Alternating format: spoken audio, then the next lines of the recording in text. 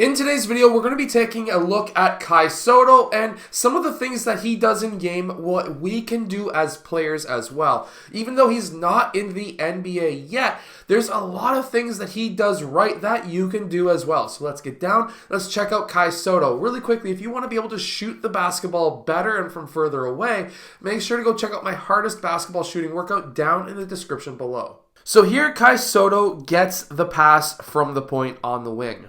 The first thing he does is look at the rim, and as we can see with his defender, he's got a lot of space to be able to shoot the ball.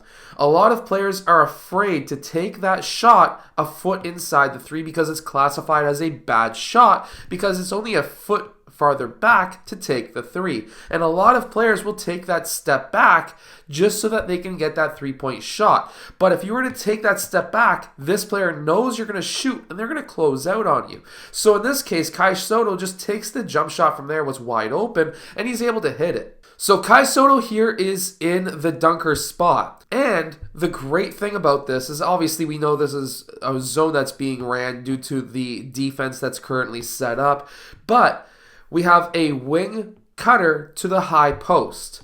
This allows the defense, the middleman in that defense, to move up and guard that high post.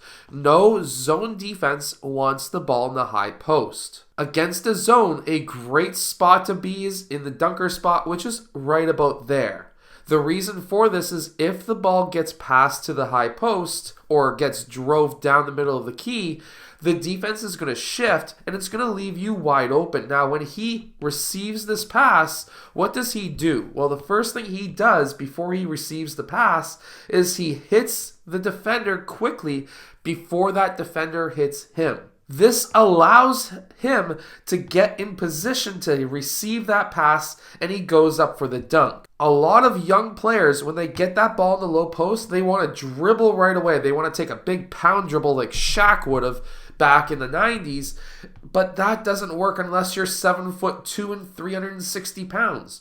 So go straight up. It's a lot faster. You're not going to get hacked, and you're going to get yourself an easy basket. And then seconds later on the defensive side, watch what he does here. He jumps straight up. He doesn't try to block the shot. He doesn't try to block the layup to get himself a foul. He goes straight up. Yes, he spins in the air, but look at his arms straight up. This is a ridiculously hard shot to make. And because he just made it difficult for that player to score, that player never ended up being able to score.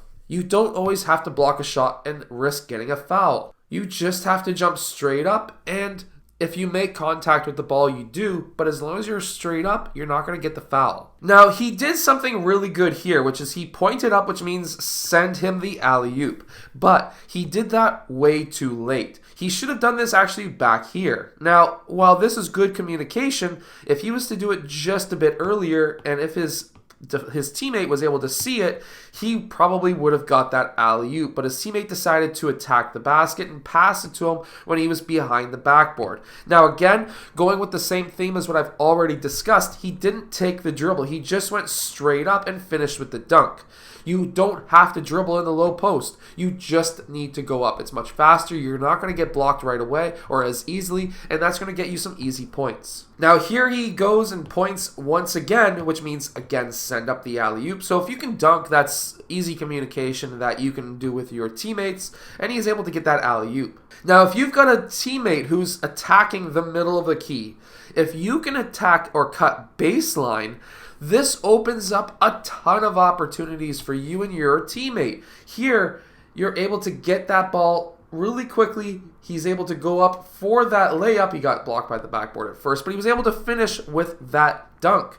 If that didn't happen, if that cut didn't happen, he would have never had this opportunity. So always cut baseline. If you've got players who are cutting or attacking down the middle of the key, you may just be open. Your guy's going to be helping out, especially against a zone, and it's going to open you up to a lot of baskets. And this is what I mean by not taking a dribble in the low post. Here, Kai Sotto gets that ball and he goes straight back up. If he took a dribble here, he has two guys on him who would have been stealing and hacking away at that ball.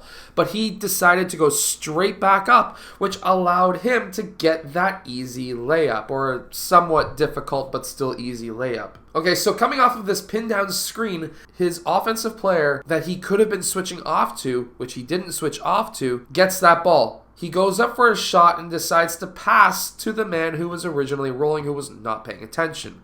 Kai Sotto was able to pick this off, but what does Kai Sotto do here? He passes to the guard on his line. Quickly, that guard gets it to another guard who can be a better passer and sends it up as an alley-oop to Kai Sotto. A lot of players, especially centers, especially at the young age group, will say, well, I'm the lead man, I'm going to take it the whole way. If you can pass it up early, even though this is a pass to somebody behind him, these defenders are going to be paying attention to him. And if you are the lead man and you can cut to the open spot, guess what? You can now be open for baskets for yourself. It's not always about trying to be a guard and getting down court quick. You can get down court quicker sometimes by just passing it off to a guard, especially if you're a center. I actually had a forward this year who I yelled at a ton for taking it from here all the way to the other end and still trying to finish. See, what happened was this forward would not ever pass up the ball if he was the lead man, which then allowed him to attack the basket with two defenders in front of him, and he wouldn't have his head up dribbling, which means that he would never know what these guys are doing or where they are. And because of that, he was finding himself on the bench a lot, and he eventually left the team.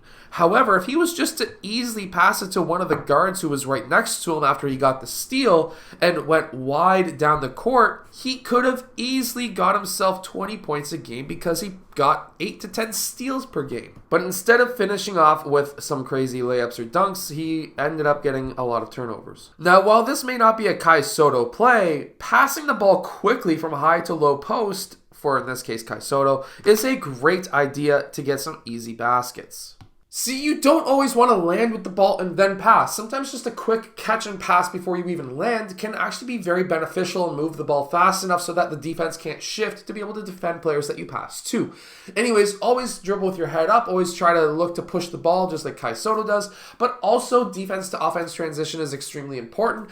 And knowing that Russian spot, I'm a Canadian, but that dunker spot is, of course, very beneficial against a zone defense. I hope that you've enjoyed today's video. Make sure to go check out my hardest basketball shooting workout down in the description below, and I'll see you guys again next time.